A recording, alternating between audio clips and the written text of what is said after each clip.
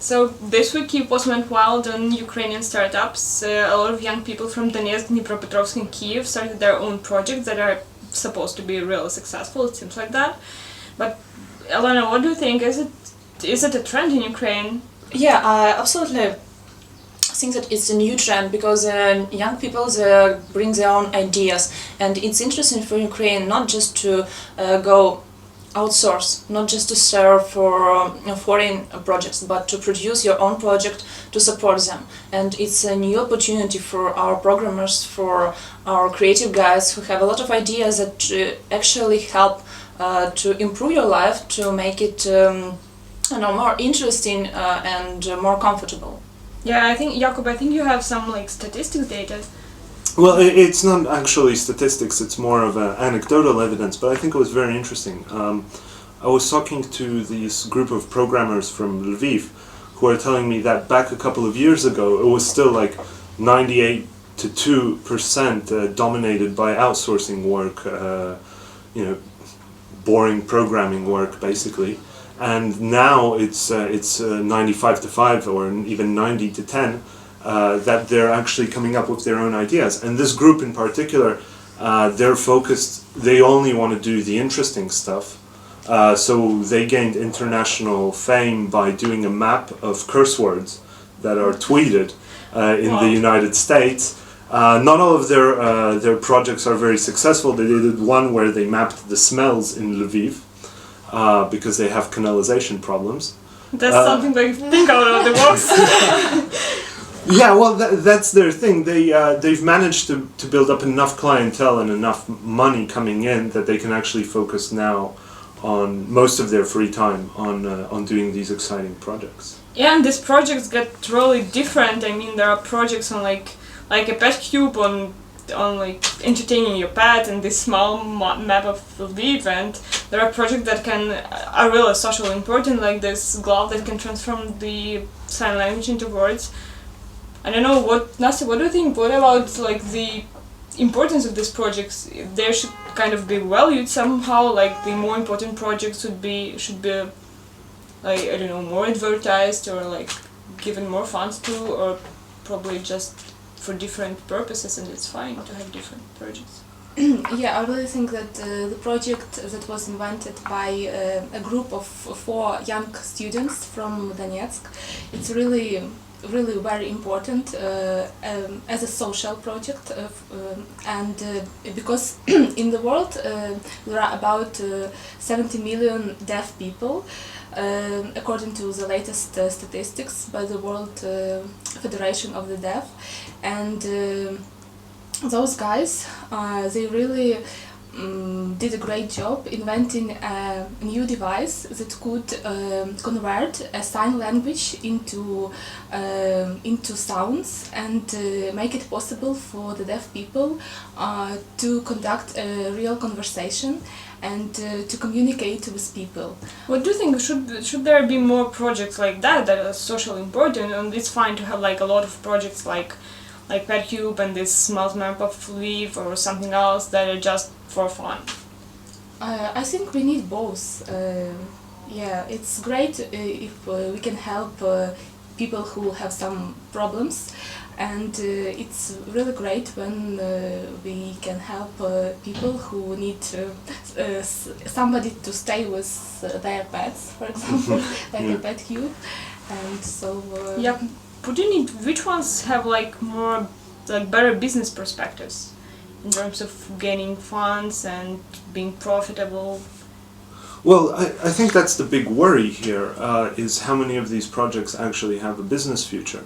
I remember, Nastya, in your story, the finance guys, the venture capitalists that you were talking to said that this is a problem because there's no repeat purchases and it's difficult to tackle this market. So essentially we come up with something that might be a great idea but will not be viable as a business. What worries me in Ukraine is that lots of these apps, they depend on the internet, or at least on having mobile devices that can operate, and that's still very poorly developed. I mean, broadband penetration is 40% in Ukraine.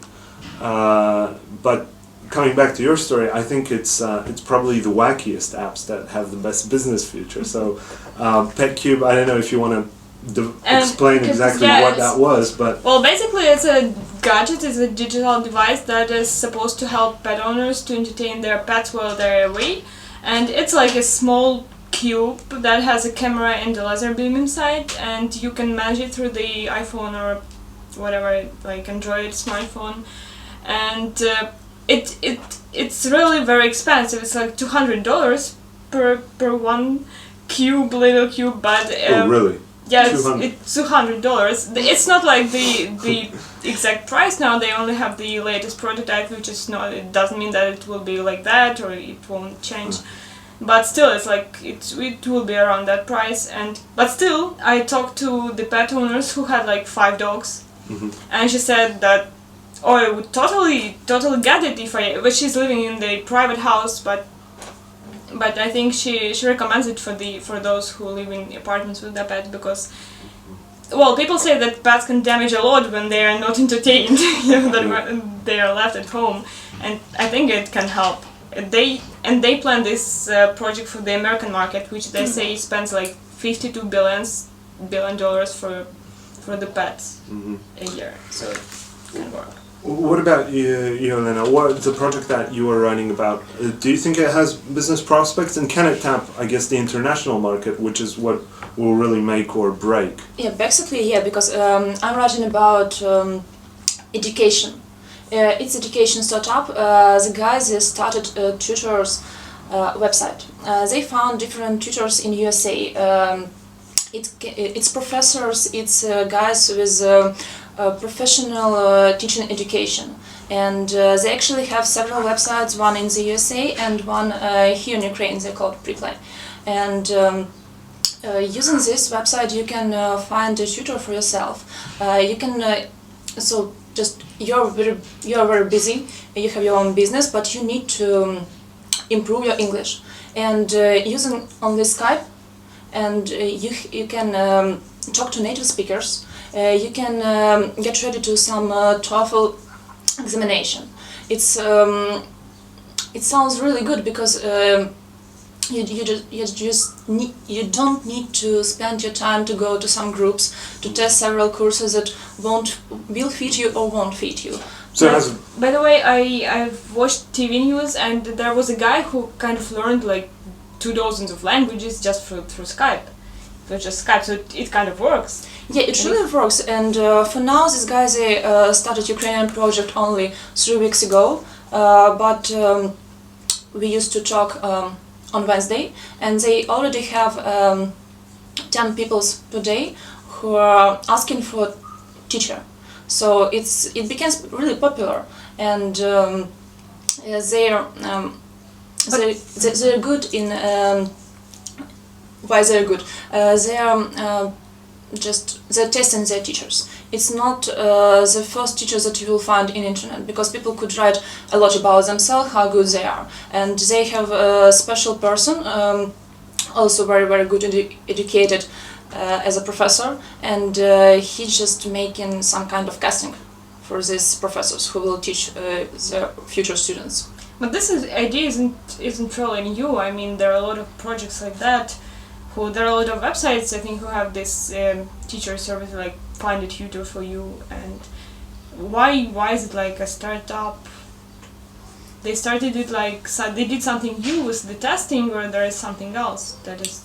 So it is because they found a lot of native speakers, as I mentioned, already tested, that they're already ready for tutors. That it's not their hobby and not another opportunity to make some money. It's their work, it's their job to teach people.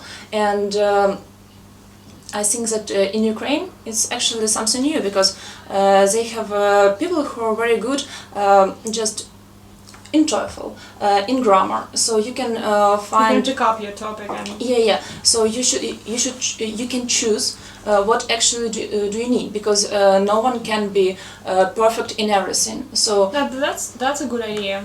I think we have great startups, so you can choose